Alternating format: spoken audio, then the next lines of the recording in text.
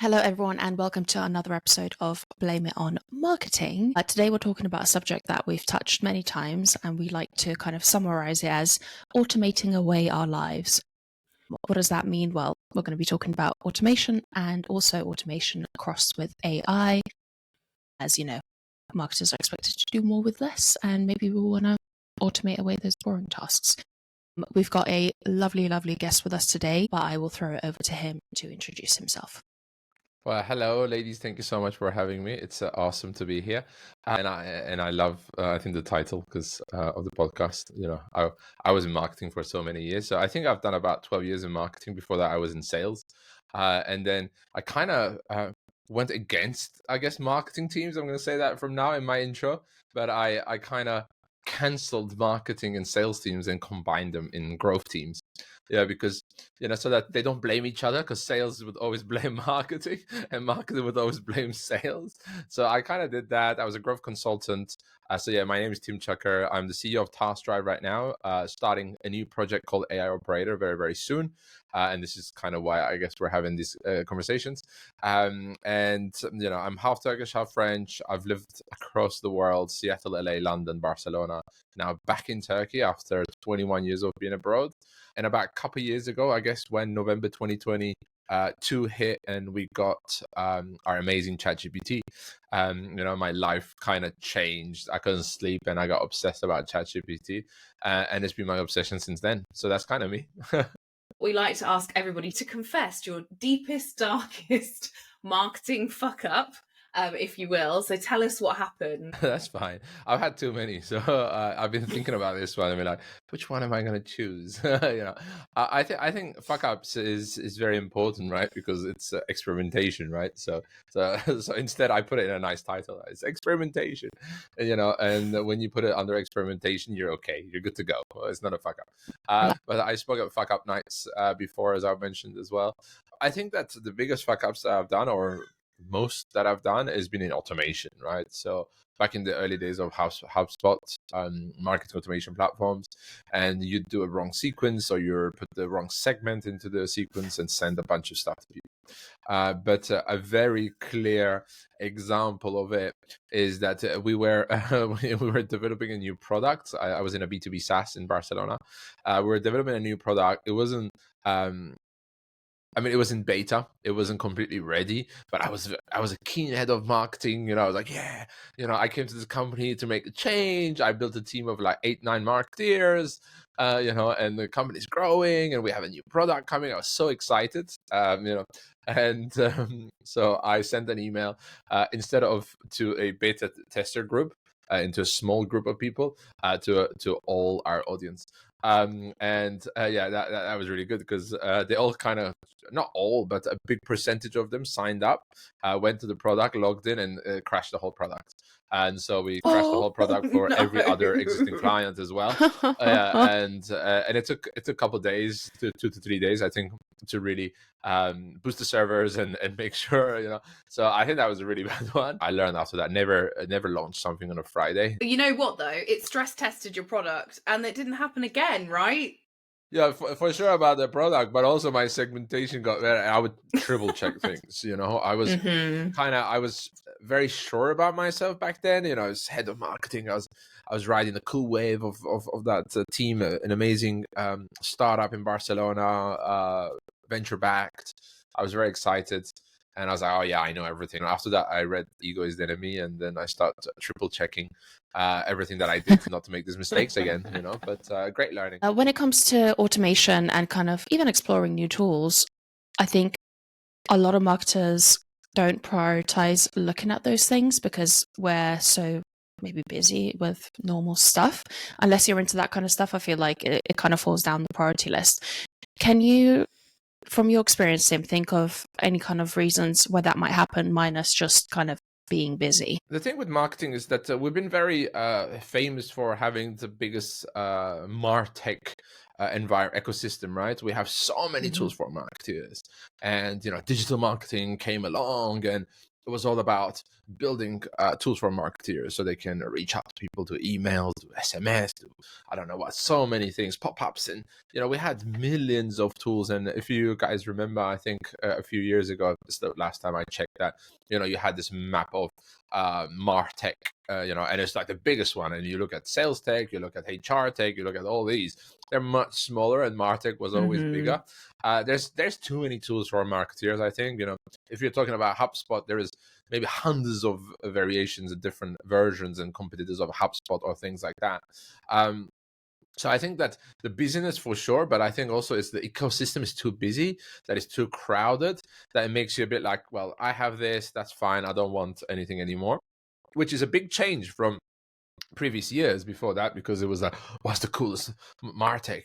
What can I adopt to do something cool and stuff like that? And I think that after a certain point, the innovation wasn't there on the MarTech. But as marketing, like I'm not as marketing as I used to be, but I'm going to say it, so I hope I don't offend anybody, is that we like to make ourselves busy as well, right? We'll do a campaign, and the campaign is good enough to go, but we spend more hours on it. We're like, oh, maybe I could change this word, I could change this graphic, I could do that in the newsletter, there's this image. A lot of people just check what's the value you're giving them. If you could even just do a text-based email and be like, here's the value, here's your trial, here's your thing, go. Right. And then we used to love, like I'm saying we used to, because I used to do that as well, to make it look awesome. Right. So that it was like a piece of art. When it came out, you're like, I'm so proud of my email, or things like that. So I think that that's changing as well, if I see it, because things are going a bit more back to roots, back to raw material, and making sure that the value is there. Ruta and I always talk about how much we love HubSpot, right? I currently have no clients that have HubSpot. It's like my worst nightmare. Because I have that bias. If I had the budget, I would absolutely in a heartbeat rip their CRMs out and put HubSpot in. Oh. And it's really difficult when you are presented with a whole load of tech that you either don't know how to use, or for various reasons it's either really new or it's really old, and it's really difficult to navigate. And I think that sometimes puts people off, like people kind of shut down. I hate to say that, because I sometimes think that's maybe something that happens to you as you get a little bit older, that you shut off from the tech. But I do find that. I find that really difficult, because I have got my own bias. I don't know if it's the same for you guys, but every time you go somewhere, you're like, oh, I want to use this stuff. I call it the Rolls Royce of marketing platforms. But HubSpot, absolutely. I mean, I'm going to say it here, I hope they're watching it. I think they've done also a really bad job with their pricing. When they started to complicate their pricing so much, they lost so much credibility. Yeah, it's like they start pricing every feature and every like it started to get so like. I always joke. They've done a new one now as well, which is Yeah. based on seats, and I was like, oh my god. okay, Yeah. but you still, yeah. I always joked, I said they have a special team that their mission is, how can we make the pricing more complicated so nobody understands? That's literally their mission. It's like, how can we do that? If they do listen to this, sort it out, guys. So one of the things exactly. that we know that's really important is that if you do automate parts of your job, or you use some of the AI tools, Tim, that you will be more familiar with than maybe all of our listeners, that, if it's done really effectively, it's actually really good for helping us get our job done effectively. So why do you think it is so critical? Like, because obviously lots of us are leaving it. We are kind of like not making time for it. But how can it actually help us do our job better? Well, I think that the biggest thing is, AI is here to stay. I think that blockchain or things like that. Okay, they kind of stayed in the background, but AI is really here in the forefront, and it's something that we got to use it, because if not, you're not going to compete. So I think that there are a lot of tools, as we were saying, but we have to be very much more careful than previously.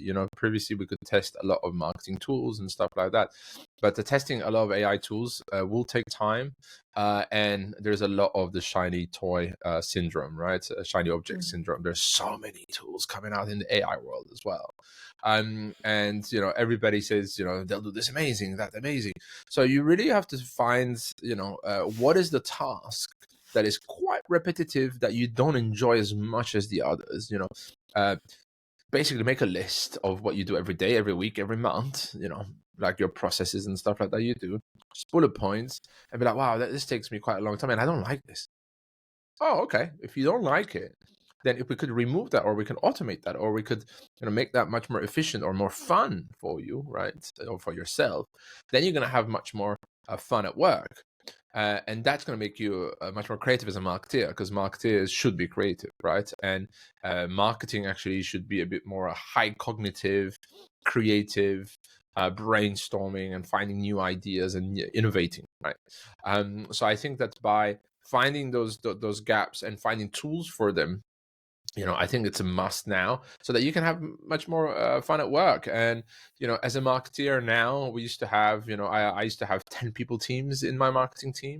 If I was creating a marketing team today again, I think I'd have 2 or 3 people, but I would make sure that these 2 or 3 people are curious, are, they want to test tools, they want to find good tools all the time. And then potentially I would even give them like, 10%, 20% of their time to experiment with new tools and find new tools, and then bring that on board to the team, because that 2 to 3 people is for sure going to be as productive as 10 to 15 people. Speaking of those kind of smaller teams, there's also quite a few companies where marketing is a one-man band, and you tend to, again, be very busy and kind of leave things like automation maybe at the wayside. So how would you, if you were that person, try to make some time to kind of get those things set up so you make your own life easier? How would you think about it? I think today, if I did take a startup job and I was the one-man band in a marketing team and I had a bit of budget, I'd definitely take Fridays off. I mean, not off, but it's the Friday where I test new things, I learn new skills, and I experiment a lot with these tools and AI and prompts and automation. I could make a day just for that and really focus more on my day-to-day job for 4 days, because I know that Friday, especially, I'm going to have a bit more fun. And then, Friday after work pub is going to be more fun, because I'm going to be like, oh, I've tested something really cool and it's awesome, right? I miss those days in London, so that came to my mind. So do we. And I'd have a lot of stories to tell. So I'd have a lot of stories to tell, and I know that you'd find quite a good gem every week or every 2 weeks. You'd find a gem of a tool or a prompt or an automation, and you brag about it, and you'd help your team scale, because marketing helps teams scale and grow. So that's kind of how I would, I think, do it. And as a leader, as a CEO, that's what I'd say to my team, and I do say that, is like, hey, experiment with new tools, learn new things. What do you want to learn? What do you want to test? Do you want my feedback? Because I'm obsessed about tools and AI, of course. And I think that every leader should think about that, because this type of things is not from top to bottom, because when it's top to bottom, as we've seen, if you have a marketing automation platform that you don't want, but the CEO bought, you're not going to be as productive, and you're not going to enjoy work as much, and you're not going to achieve much more than you potentially could. So really leaving that space and not micromanaging, and saying, hey, what do you want? What do you want to do? I think these questions are very important for teams, and they make them feel so much more confident and comfortable in their role. That is a must for every team, every company, every leader. What if you had a boss that was a bit funny about you spending a Friday experimenting with different tools? How, minus leaving him, not working there, how would you communicate that? Yeah. That could be the answer. Bye. Yeah, that's the easy answer, but let's try to find something where we can find the middle ground, right? But yeah, I think that back in the day, I guess when I started marketing, I wouldn't have left the job, because I'd be still unconfident about finding a new role and stuff like that in the market. But now I could just say, hey, sorry, you're not cool, I'm going somewhere that is cool. But I think for anybody listening, I think the one way to do it, then it's something that I don't promote and I shouldn't be promoting, but it's taking a bit of extra time from your work in the week and finding 1 or 2 winners, right? In the beginning of your job or things like that. If you find 1 or 2 winners, and then you prove that to that boss, and you take a meeting, and look, that process we were doing was taking 4 hours. Now I took 40 minutes, and I did this on a Saturday because I wanted to do something on a Saturday, and I didn't have to go to the pub that day, right? And then you suddenly present that to your boss on the Monday, and it's like, wow, did you save really 3.5 hours? You're like, yeah, I saved about 3+ hours. So, oh, okay, how can you do more of these? It's like, well, I don't want to spend my Saturdays doing this all the time. I'd love to do Friday afternoon till evening, half day, or something like that, and start with that and start iterating, finding really cool stuff. And if you can start finding, even while you're researching things for other teams, for a sales team, and you found a prompt or an AI or something like that, and you kind of have a friend there, and you're like, hey, do you want to test that? And they test it, and they also save 3 hours suddenly. Your boss is going to love you. And because, these leaders and these managers and their bosses, that they do think about, of course, resources and revenue and profit margins. So when you can prove that to them, then they're going to be like, maybe I should listen to my team a bit more. When you grab that, don't leave it, and then just keep innovating all the time, and you'll be a star player in the team as well, right? If you know how to use the tech, everyone wants to be your friend, as Ruta and I know all too well. Everybody's always like, how does this thing work? I think one of the things as well that I'll just add to that, Tim, in terms of like trying to convince a bad boss, because like sometimes even, like with the best will in the world, even when you're like, I've saved loads of time. I think bad bosses that don't understand marketing will get excited about very simple things. So for example, very simple automation, guys. So bear with me. Even just connecting your Slack up to when a demo is booked, they get to see a Slack channel popping off to see demos being booked. You're building momentum. Like that is a very basic thing. Look, Tim's like fireworking right now. Fireworks, yeah, just one little Zapier that you can do. Yeah, you can just do a little Zapier, and every time a demo is booked, boom. Just get on his phone, and if he gets on his phone or his Apple Watch, he's like, oh my god, I love you. Right? Exactly. And then you are building momentum for it, and those things don't cost any money, right? So connecting Slack up to your website, if you have to pay for Zapier, that's going to be what I don't know, the basic package is super 29, cheap still. 29 or 29 a month or something, just put it on your credit card, expense it back, guys. I'm sure you could do it free. It's all good. So it's those things, like taking the simple things, like Tim said, like those tasks that you hate that you want to automate, but also what's going to make your boss happy.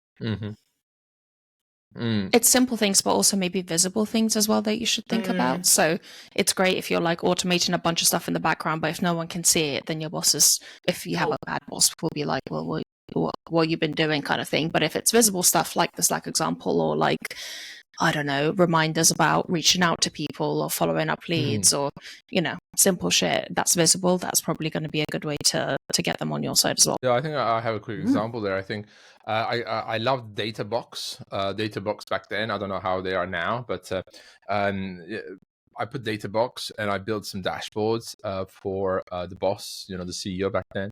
He was quite, I'm not going to say who he was. It was in London. It was really bad. He was a very aggressive boss. And I left him quite quickly anyways. I spent 10 months.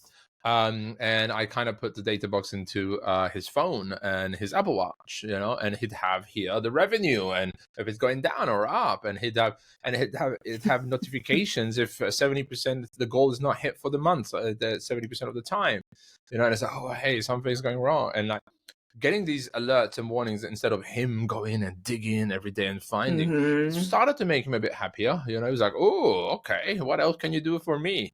I was like, for you, it's for the team that I wanted to do so that you're a bit better, you're a bit nicer to everybody.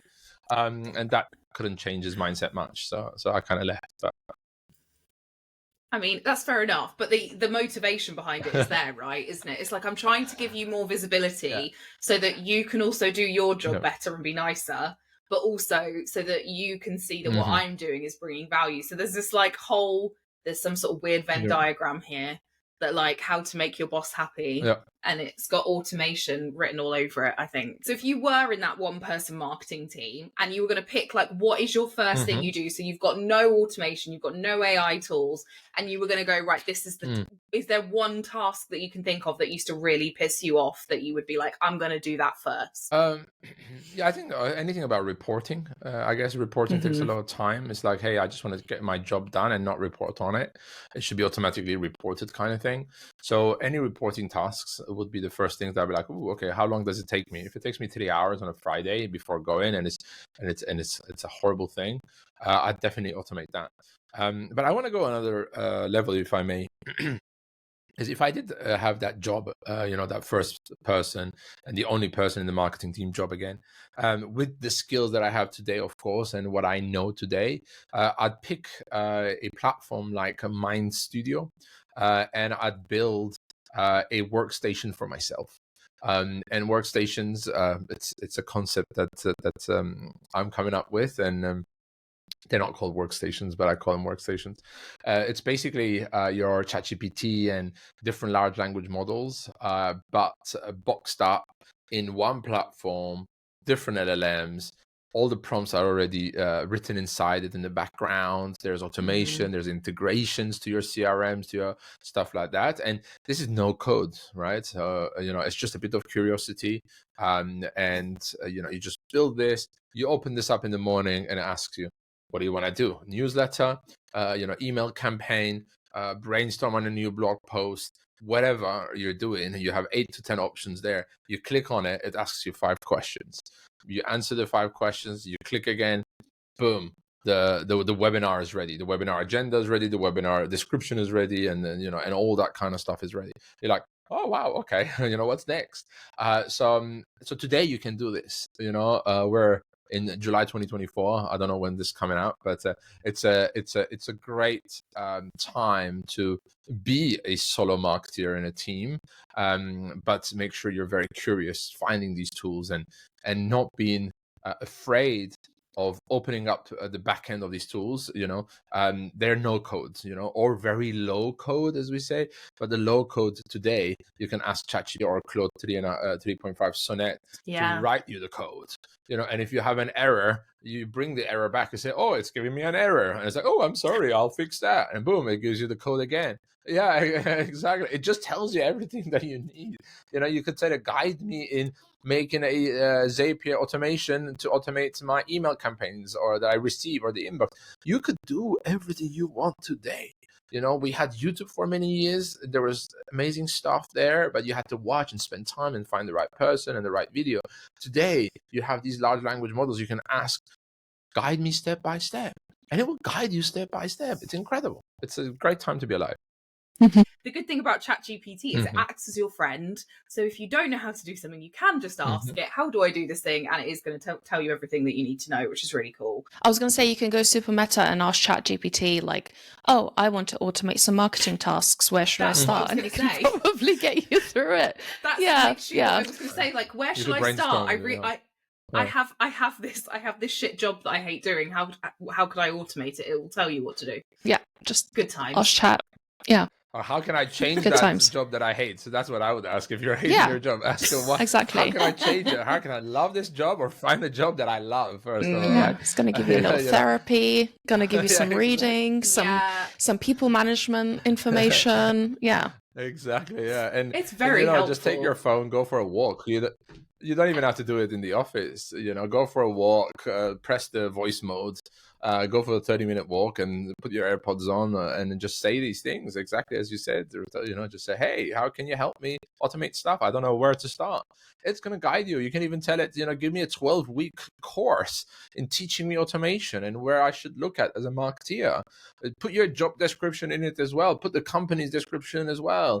Put your audience as well. Put all that stuff. And you're going to have a custom 12-week plan for yourself to do all that stuff. It's just amazing. It also cost you $20 a month on an individual plan, $30 a month in a Teams plan. If any companies that doesn't get this to the team members, they're losing massively. Speaking of budget and how much things cost, how much should marketing teams be investing in tech? Because I know that looking at marketing budgets, quite a bit of it is in tech, and is that how we should continue? And secondly, if you are somewhere where maybe people don't want to invest in those kind of things, again, what's your best advice in kind of getting over that hurdle?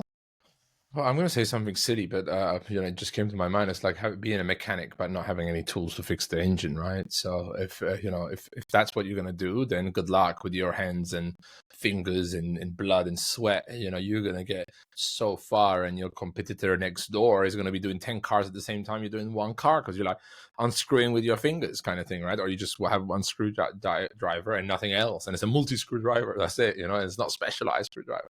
So I think that the investment, it's not something where I can just say do this type of thing. But if you're a smaller team and you're one person band in your marketing team, I think you're going to invest a tiny bit more, because you're going to need all these tools so that you can do the job of many other people and automate stuff. As you scale your team, I think that every role might need a tool, right? If you do suddenly have a content expert, they're going to need a tool. I think people are missing the point, is that tools are not for fools. I used to say that back in the day. Tools ain't for fools. So if you find a tool that the return on investment of that tool is going to be 10x, and most of the time is more than 10x. You pay $29 for Zapier, and then you're going to save 2 hours a week. You got to calculate how much do you cost an hour. I cost this an hour, and in a month this is how much I cost, and the tool costs $29. If you can prove that, then you should be able to take whatever investment you want. And especially if as a marketing team or as a marketeer, you're bringing those leads, those qualified leads and so on. You're the rock star in the team, because if you don't do anything, there's no leads. If there are no leads, sales is going to get angry. They can't do anything. So you really have to be smart about it. This is why I say tools ain't for fools. It's be smart about it, find the right tool, and go step by step, because we buy a lot of tools, and I do that all the time, but it's okay. I can afford it because I enjoy it. I have, your thing, yeah. I don't know how much money I spend myself on just tools on the side of my company, just for the sake of having these tools and testing these tools, because I enjoy them, and I'm glad my wife can't hear me. Just gonna check the credit card statement. Yeah, exactly.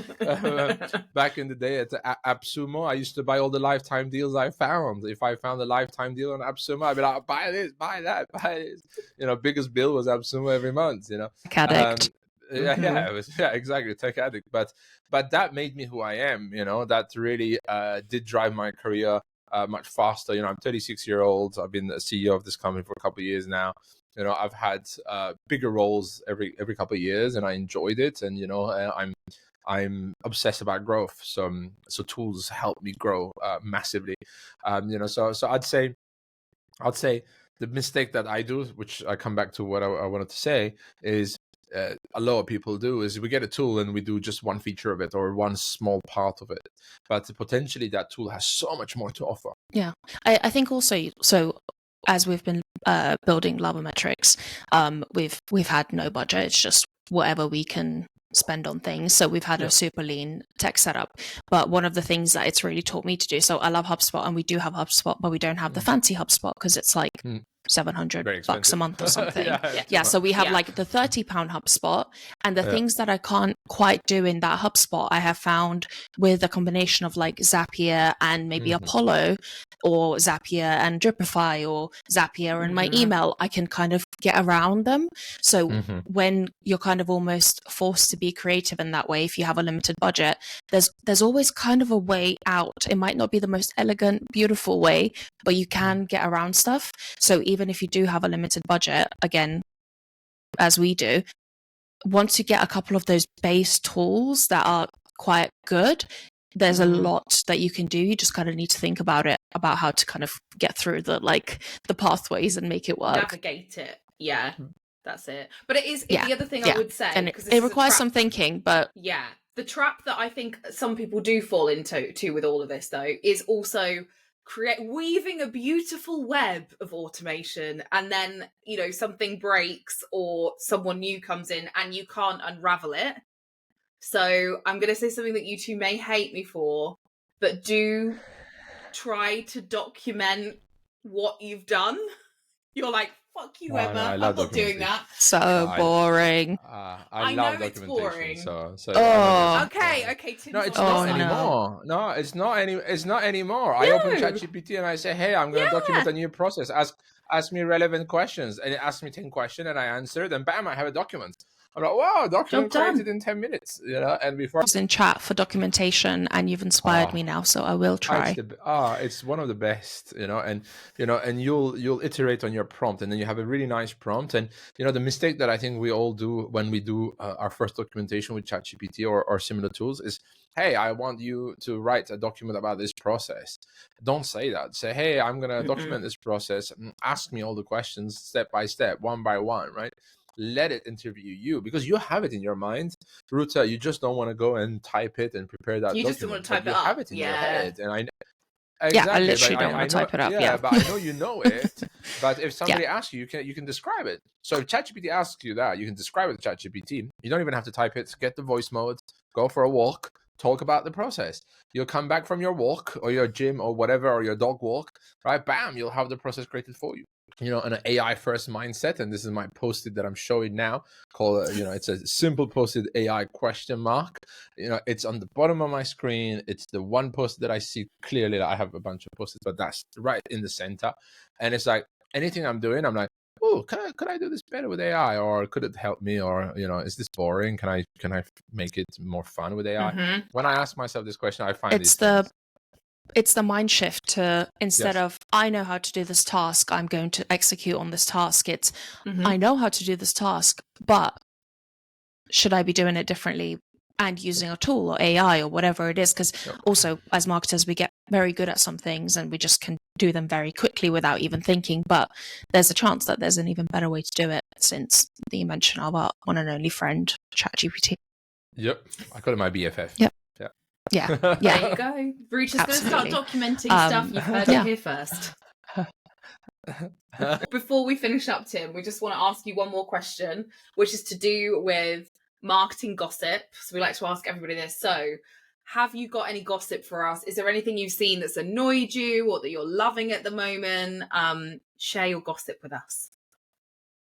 Absolutely. I don't think it's a gossip, but I think something that really annoys me, and maybe it's a message to all the people out there that does it. It's like, don't say bad stuff about OpenAI and ChatGPT, because it's my BFF, and I get angry when you say that. Right? You get that everybody's like, oh, I'm gonna cancel my subscription to OpenAI because they didn't bring the advanced voice mode on time, because they said last month and it hasn't arrived yet. You have a lot of people on LinkedIn doing the hook, ChatGPT sucks, and then here is my 5 alternatives, things like that. And it's like, I'd love to be OpenAI, to be Sam Altman, and be like, all right, anybody who said bad stuff about ChatGPT will never have access again. Good luck. Bye. Good luck with your life. And everyone's like, oh no. Yeah, exactly. And everyone's like, no, please. Begging their way back into ChatGPT or into OpenAI's whole ecosystem. Don't diss things just to get a bit of clicks, clickbaity stuff. So let's look at it from the positive, and let's get together, and and even these big companies, a message for them, instead of competing in a bad way, they should sit together and build something better, and push each other in a friendly competition to bring better solutions for humanity. Love that. Well done, what a Tim. beautiful note to end this. Yeah, what a beautiful note to end this on. Tim for president. Tim for president. Well, Tim, thank you so much for being on with us. You've got an amazing energy and great positivity about it all, which I think some of us could definitely get inspired by and use. We hope to see you on blameitmarketing.com. So if anyone has any questions for Tim, hopefully he'll be able to answer to you there. And I think that's about it for this episode, and we'll see you in the next one.